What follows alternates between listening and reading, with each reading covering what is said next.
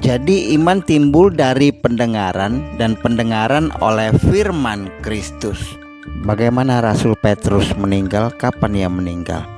Alkitab tidak menyebutkan kapan Petrus meninggal, tapi Alkitab memberitahu kita satu ayat bagaimana peristiwa kematian Petrus itu terjadi. Satu hal yang pasti kita dapat yakin bahwa ketika Petrus meninggal, ia memiliki iman yang mengasihi Tuhan Yesus. Pembelaan iman lewat cara seperti mereka itu sudah selesai. Murid-murid mula-mula sudah menyelesaikan bagian terberat dalam perintisan penginjilan. Sebelum naik ke sorga, perintah Tuhan Yesus sangat jelas.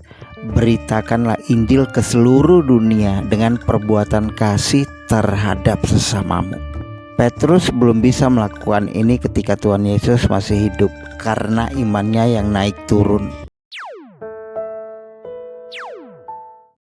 Banyak penafsiran buku sejarah dan tradisi orang Kristen pada umumnya meyakini bahwa ia dihukum mati dengan cara disalibkan terbalik di Roma, meninggal sebagai martir. Karena itu semua tulisan tradisi dan yang tidak dicantumkan di dalam Alkitab, baiklah kita hanya menjadikan itu sekedar informasi tambahan dan tetap berpegangan terhadap firman Tuhan yang tertulis dalam Alkitab. Mari kita dalami. Tak lama setelah kebangkitannya, Yesus menampakkan diri kepada murid-murid di Danau Tiberias atau nama lainnya Danau Galilea.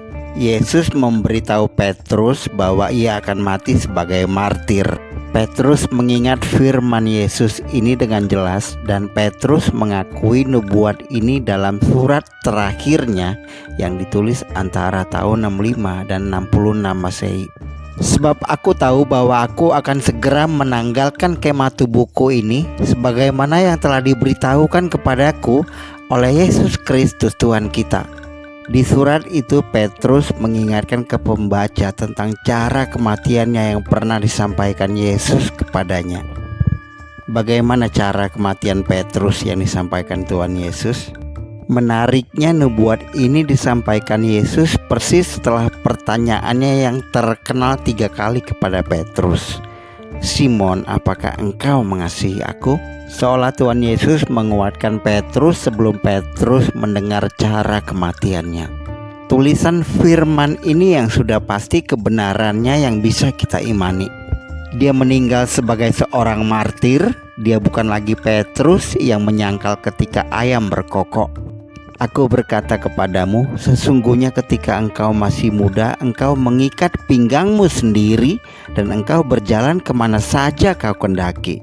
Tetapi jika engkau sudah menjadi tua, engkau akan mengulurkan tanganmu dan orang lain akan mengikat engkau dan membawa engkau ke tempat yang tidak kau kehendaki. Dan hal ini dikatakannya untuk menyatakan bagaimana Petrus akan mati dan memuliakan Allah. Sesudah mengatakan demikian, ia berkata kepada Petrus, "Ikutlah aku." Firman itu dituliskan oleh Yohanes tidak menyatakan bahwa Petrus akan mati menemui ajalnya melalui penyalipan. Bahkan jika kita berasumsi bahwa Petrus disalibkan, perhatikan bahwa Yohanes tidak mengatakan apapun mengenai penyalipan itu. Kata mengulurkan tanganmu tidak selalu berarti kematiannya melalui salib. Kata itu juga dapat berarti bahwa kedua lengannya akan diikat dan dibawa ke tempat eksekusi, dipenggal atau dimutilasi.